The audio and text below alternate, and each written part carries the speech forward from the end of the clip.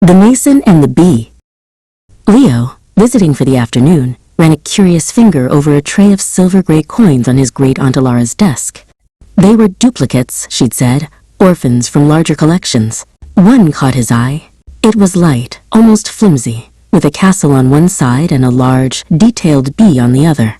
"This one's different," he said, holding it up. Alara smiled, her fingers gently taking the coin. "Ah yes, from San Marino, a tiny republic, a mountain fortress. They say its stones have always valued freedom more than gold." She turned it over. "And this bee has a story."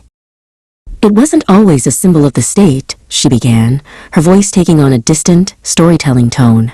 "Long ago on that mountain lived a stonemason. His name was Titus.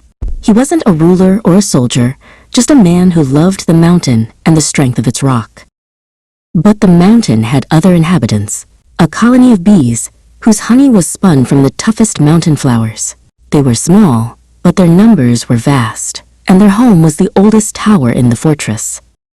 One year, a bitter siege came to the mountain. The invaders were many, and the people of San Marino were few. Their walls were strong, but their food was running out. Despair began to creep in like the winter fog. Titus watched the people weaken. He saw their fear. Then he looked to the oldest tower and saw the bees, still flying, still working, tireless and united. An idea, sharp and clear as a chisel strike, formed in his mind. He gathered the remaining beekeepers. That night, under the cover of darkness, they lowered not stones, but dozens of heavy, buzzing hives down the fortress walls, placing them silently in the paths the invaders would take at dawn. When the morning attack came, the invaders were met not with arrows or oil, but with a furious, living cloud. The bees, defending their homes, became the mountain's army. They were small, but together, they were a force of nature. The siege was broken, not by swords, but by wings. The people celebrated Titus, but he pointed to the tower. "It was not me," he said.